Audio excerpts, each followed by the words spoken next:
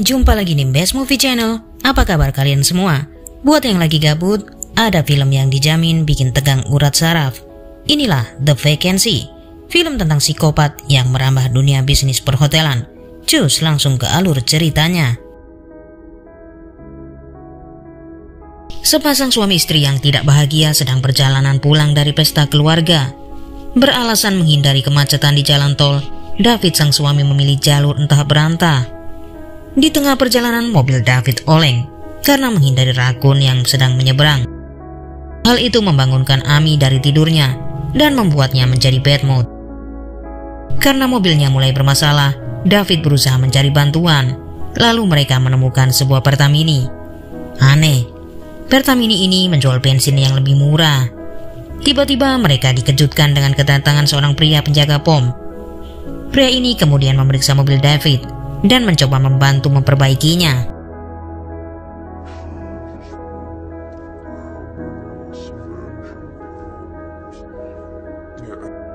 Pria itu mengatakan bahwa Doni tujuan mereka masih sejauh 30 mil lagi. Benar-benar apes. Di tempat itu bahkan tidak ada sinyal. Ditambah lagi mereka sama-sama tidak mengenal wilayah ini. Dan mobil David yang sudah waktunya dirongsok mogok lagi.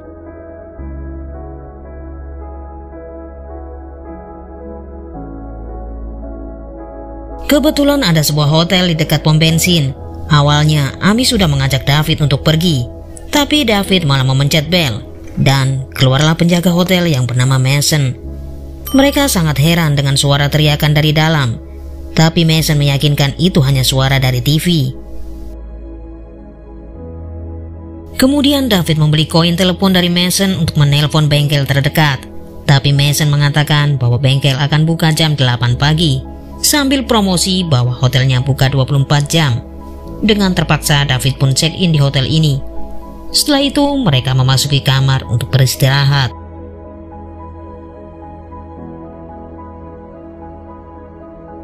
Kamar hotel ini jauh dari kata nyaman. Bahkan ada kecoa yang sedang nongkrong di lantainya. Air di kamar mandi pun bercampur lumpur. Tidak jauh beda dengan hotel melati yang sering digerebek Satpol PP.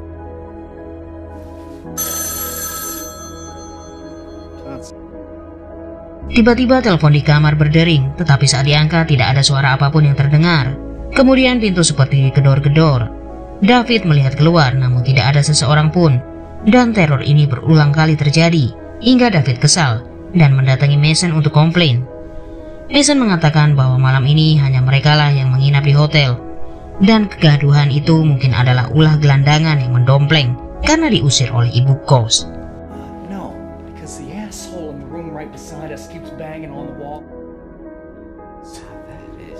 Very strange, seeing as we once in a blue moon, college kid, a drifter, Sebenarnya film ini bisa selesai lebih awal jika David mau diajak pergi dari hotel oleh istrinya. Tapi karena David sudah lesu dan masuk angin, dia tetap ngotot untuk menunggu di hotel beberapa jam lagi. David yang sudah sangat kelelahan berusaha enjoy dengan menonton TV, tapi TV-nya kesemutan, tidak ada gambar. Kemudian dia memutar kaset yang dipikirnya adalah sebuah film porno. David terkejut karena kaset itu berisi adegan penyiksaan dan pembantaian manusia. Awalnya mereka mengira itu hanya sebuah lelucon. Tetapi ternyata latar tempat film itu sama seperti kamar yang dihuni oleh David dan Amy. Bahkan TV dan gordennya juga sangat mirip. Menyadari ini sudah tidak beres, David pun memeriksa ke langit-langit kamar. Dan benar saja, ada sebuah kamera yang secara tersembunyi ditempatkan untuk merekam aktivitas mereka. Seketika listrik seperti tidak stabil. Merasa akan menjadi korban berikutnya, mereka mencoba untuk kabur. Ternyata jendela kamar mandi sudah dipaku. Mereka pun berlari lewat pintu depan, namun sudah ada para psikopat yang menghadangnya. Mereka berusaha kembali masuk ke kamar, namun HP Amy terjatuh dan diinjak oleh psikopat. David berpura-pura memegang senjata. Taktik itu berhasil untuk sementara menakuti para kopet.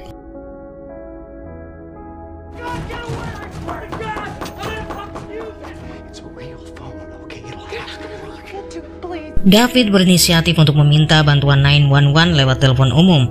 Tetapi ternyata sambungan telepon umum itu telah disadap agar hanya terhubung ke hotel. Tiba-tiba David ditabrak oleh mobil yang dikendarai anak buah Mason.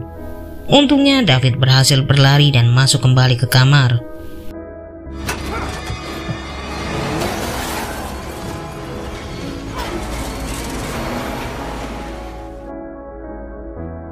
Dalam menghadapi penjahat tentunya mereka butuh senjata.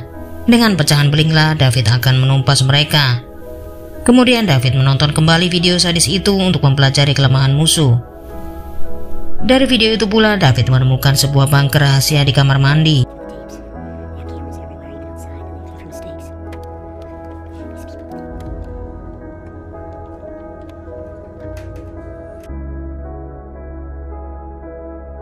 Amy melihat ada sebuah truk yang datang. Kemudian dia berteriak untuk meminta tolong pada supir truk itu. Tetapi sayang sekali, ini adalah salah satu komplotan mereka. Pria ini adalah tengkulak film sadis pencabut nyawa yang diproduksi oleh Mason.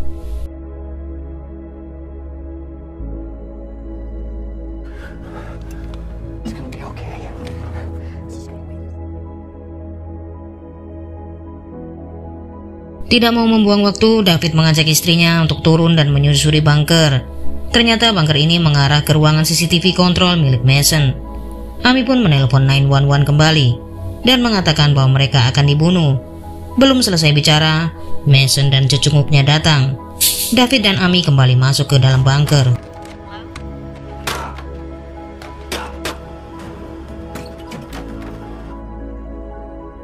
Mengetahui jika ruangannya sudah diacak-acak, Mason marah. Dia memerintahkan anak buahnya untuk mengejar David dan Amy. David dan Amy sudah berada di kamar lain dari hotel itu. Mereka melihat ada polisi datang, namun mereka takut itu adalah komplotan Mason, karena dia belum menyebutkan lokasi yang tepat saat menelpon 911. Pak polisi yang sudah sepuh ini mengecek kamar hotel. Dia terheran oleh barang-barang yang berantakan di luar. Namun Mason berkelit bahwa itu adalah ulah anak-anak nakal. Saat Pak polisi akan masuk ke kamar David, Mason beralasan tidak membawa kunci yang cocok. Tetapi ternyata pintunya tidak dikunci. Pak polisi pun masuk ke kamar itu dan terkejut setelah melihat video penyiksaan. Dengan wajah pucat ketakutan, Pak polisi keluar dan menuju ke mobilnya.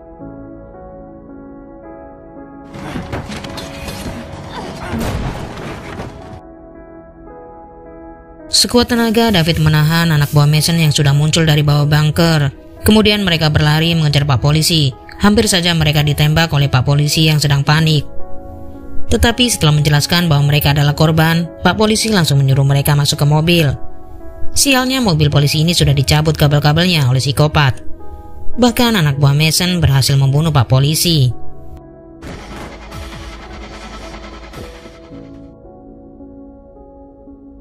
Karena sudah semakin kepepet, David mencari cara lain untuk menyelamatkan diri. Tetapi sebelumnya mereka saling berjanji jika selamat akan rujuk dan tidak jadi bercerai. David mempunyai sebuah ide cemerlang untuk menaruh sobekan baju Amy di jendela, agar Mason mengira Amy telah kabur. Dan David akan mengambil senjata di kantor Mason.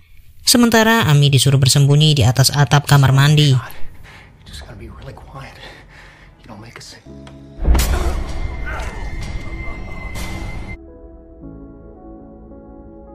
Baru saja akan keluar kamar, David sudah ditikam oleh anak buah Mason. Dengan keadaan sudah tidak berdaya, si Mason memvideo David untuk dijadikan aktor di film sadisnya. Amy hanya bisa menangis saat melihat suaminya dihabisi. Singkat waktu, pagi pun tiba. Si Amy turun dari persembunyiannya. Ternyata dia sudah ditunggu oleh budak setan. Amy pun segera berlari masuk ke mobil Mason. Psikopat ini mencoba untuk ikut naik di kap mobil. Untung saja Amy berhasil membunuh dua psikopat sekaligus, yang ternyata salah satu di antara mereka adalah pria penjaga pom.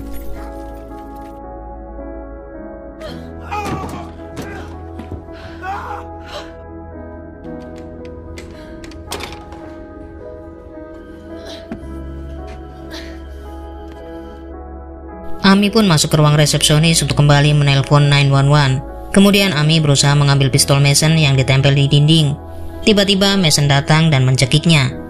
Seketika Mason menghajar Amy, bahkan sempat-sempatnya mencoba untuk memvideo Amy. Dengan tendangan kungfu, Amy menendang biji salak si Mason hingga terjengkang. Lalu si Mason mendorong Amy hingga jatuh lagi. Untungnya dia terjatuh tepat di atas pistol, dan Mason pun ditembak sampai jadi almarhum.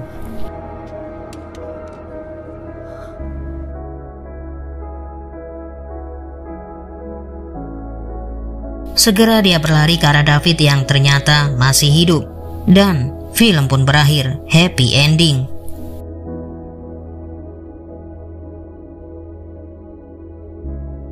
Pesan dari film ini adalah hati-hati ketika perjalanan. Jangan gengsi untuk tidur di kolong jembatan daripada masuk ke hotel psikopat. Terima kasih, sampai jumpa di alur selanjutnya.